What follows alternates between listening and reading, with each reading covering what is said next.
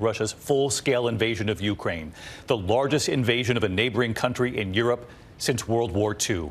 The Russian military attacking from the south, the north, the east, taking out military installations and moving closer tonight on strategic cities. This evening, the Pentagon believes they could be closing in on the capital of Kyiv. Pentagon officials saying the Russians want to surround the city and, quote, decapitate the government. Tonight, President Biden laying the deaths, the carnage at Putin's feet, telling the American people today and the world that Putin is the aggressor. Putin chose this war, he said, and now he and his country will bear the consequences. All day today, the wrenching images of war, Russian military vehicles and tanks rolling through a Ukrainian checkpoint from Belarus.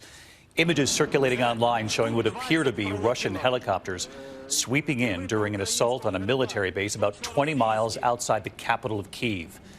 Another concern tonight, Russian vehicles at Chernobyl nuclear site. The Russians are now in control of that nuclear plant, some 60 miles from Kyiv. Of course, the site of the world's worst nuclear disaster back in 1986, and where there are still vast amounts of dangerous nuclear waste entombed there. Despite Russian claims tonight, reports of some missiles striking civilian targets falling on this neighborhood near the capital. And in Ukraine's second largest city tonight, Ukrainians now taking shelter in the subways in Kharkiv. Parents with their children huddling underground now for safety. Some asking, what does Putin want? Still unclear why this is all happening. The scene at bus and train stations tonight, the desperate attempt to get to safety, and world leaders are already warning tonight of a refugee crisis now looming. President Biden meeting today with his national security team and a virtual meeting with G7 leaders.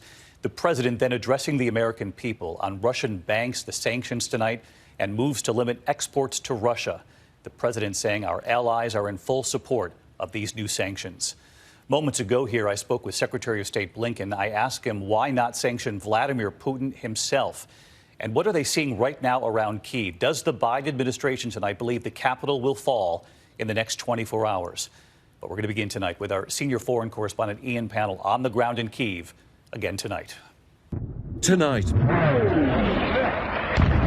Russia unleashing a brutal military assault on Ukraine.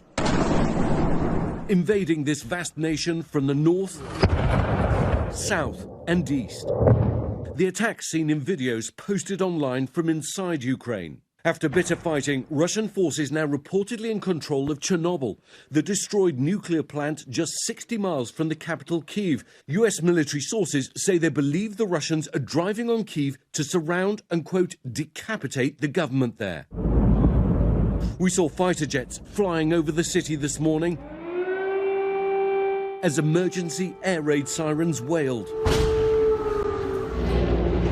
A large number of Russian helicopters seen on social media posts attacking a military base less than 20 miles from the center of the capital, triggering a pitched battle. The Russians launching over 160 ballistic missiles and rockets on military installations across Ukraine, but also reportedly hitting some civilian targets. Here, an enormous unexploded rocket's lodged in the ceiling of an apartment building in Kharkiv, close to the Russian border. And here, a jet missile wedged into a damaged road.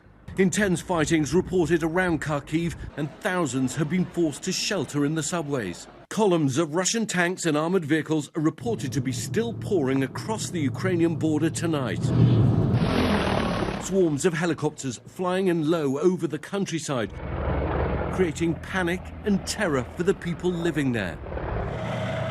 Even so, military sources say less than half of Russia's 150,000 troops have entered the country. But they're now facing off against a Ukrainian army of 250,000, but that's less sophisticated and powerful.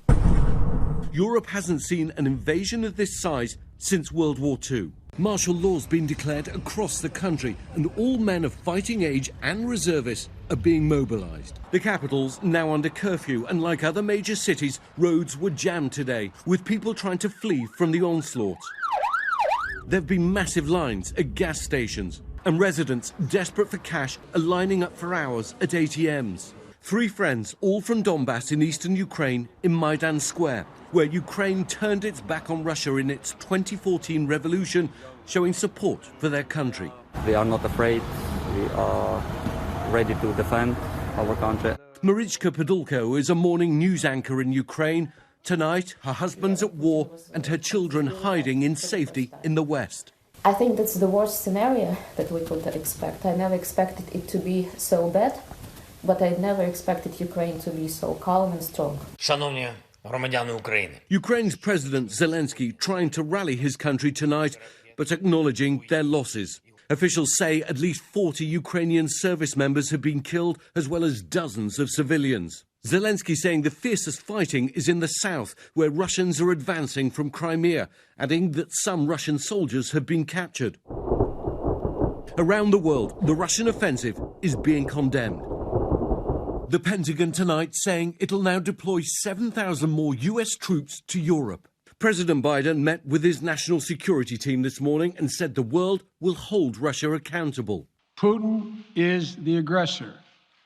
Putin chose this war, and now he and his country will bear the consequences. But Biden didn't sanction Putin himself, choosing instead new penalties on 4 more Russian banks and some of the country's elite. Putin's claimed he has no intention of occupying Ukraine and warned other countries not to interfere, threatening retaliation the likes of which, quote, you've never experienced in your history. But tonight, as Russian forces try to push deeper into the heart of the country, the question is how far will Putin go and how long can the Ukrainians hold out? And so let's bring in Ian Pannell from the Ukrainian capital again with us tonight. And Ian, I want to get to the news breaking as we're on the air tonight. President Zelensky speaking this evening, saying that Putin has made him a target. And what do we know about this ongoing battle outside Kyiv tonight? Yeah, that's right. President Zelensky saying that he is target number 1, his family now in hiding. And this battle is critical because it's only 20 miles northwest of the capital. Both Ukrainian and Russian forces battling it out for control, and that could decide how much the capital comes under fire. David? And Ian, I wanted to get back to your reporting there that the Russians are now in control of the Chernobyl nuclear plant. We took World News viewers to the exclusion zone and the communities around it some years back here. We remember, of course, the children, the families hopeful for their futures, but they were always aware of the dangerous nuclear waste that remained there. What are authorities saying about Chernobyl tonight and the security of that facility? Yeah, I mean, the fighting around Chernobyl certainly raising concerns about the potential for some kind of disaster. But tonight, despite reports that it has fallen into Russian hands, the authorities are insisting that those nuclear facilities are safe and secure. David? Ian Pannell leading the way with our reporting again tonight. Ian, thank you. And just before we came on the air this evening, we asked Secretary of State Antony Blinken why the U.S. hasn't sanctioned Putin directly, what they're seeing just outside Kyiv right now, and is there a chance that Vladimir Putin goes beyond Ukraine? Secretary Blinken, thanks for coming on again tonight. We heard the president list these new sanctions today against several Russian banks, among other steps being taken. The president also said direct sanctions against Vladimir Putin himself are still on the table here. You've got Putin invading Ukraine from the north, the east, the south, ignoring all calls from the U.S. to stop. So why is the U.S. not sanctioning him right now?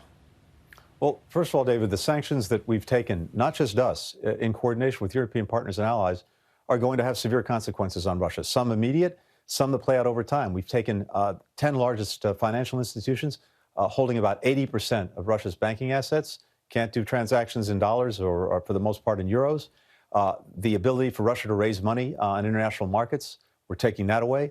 Their ability to import the technology necessary to modernize their economy, to put into critical industries like defense, like aerospace, that too being taken away. And this is going to have a very significant impact. Now, having said that, as the president said, other things remain on the table. If they continue to escalate, we'll have the ability to do the same thing. Is there any sign here, though, that Putin cares about these sanctions? The threats don't appear to be working so far. You know, sanctions have an immediate impact. We're seeing that in terms of Russia's currency, in terms of its markets. But the impact is really felt over time as, again, it spreads across the economy about their ability to raise money, to conduct transactions around the world. That will be felt more and more and more over time. So if this continues, the pain will continue, the pain will grow, and that's going to have an effect, too. But to be clear here, you are willing to sanction Putin directly if you have to? As the president said, everything's on the table, including that. I want to ask you about the fighting we know that's taking place at a military airfield about 20 miles from the capital of Kyiv. Do we know who's in control of that airfield tonight, and is it possible Kyiv falls in the next 24 hours? I'm not in a position to comment on exactly what's going on the ground at this moment, but what we do know, and part of the Russian plan has been to put Kyiv in danger, to assault the capital, to go after other major cities. We're seeing forces come in from the north, from the east, from the south, and that's all part of the plan that we've laid out for the world in recent weeks. You're convinced Putin's going to overthrow this government? I'm convinced he's going to try to do that. We've seen Ukrainians fight back the resistance to the Russians in the east. Is there any chance the Ukrainians can hold on here? You know, one of the things that Vladimir Putin has done, starting back in 2014 when they first went into Ukraine, seizing Crimea, seizing a part of eastern Ukraine, is to totally alienate the Ukrainian people from Russia. Before 2014, actually, Russia was pretty popular in Ukraine. It had a 70% favorability rating. Right now, it's exactly the opposite, more than the opposite. 90% of Ukrainians now, if I can use the word, detest Russia and certainly detest President Putin. My prediction would be that one way or another, they will strongly resist any effort to take away their sovereignty, take away their independence, take away their government. They'll resist, but can they beat the Russians here? You know, whether it's in the near term, whether it's in the medium term, whether it's in the long term, I'm convinced that democracy and the independence of Ukraine is going to prevail. Secretary Blinken, I know you know there are a lot of people watching tonight likely wondering, could Vladimir Putin go further here?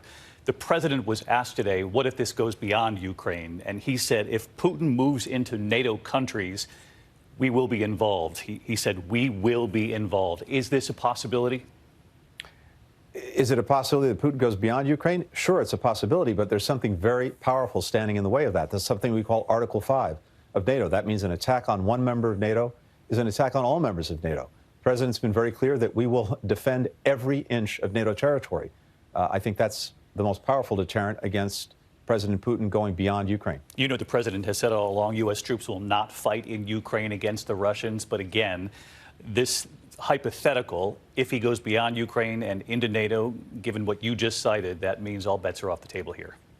Well, it's not a question, David, of all bets being off the table. It's being very clear that we are committed to Article 5. We're committed to defending our NATO allies.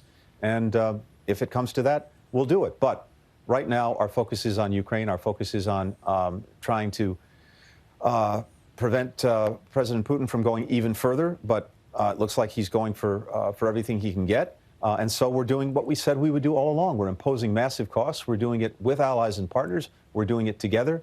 We're doing it swiftly. And you've seen that already today. Secretary Blinken, we do appreciate your time again tonight. Thank you. Thanks, David. Good to be with you. Hi, everyone. George Stephanopoulos here. Thanks for checking out the ABC News YouTube channel. If you'd like to get more videos, show highlights, and watch live event coverage, click on the right over here to subscribe to our channel. And don't forget to download the ABC News app for breaking news alerts. Thanks for watching.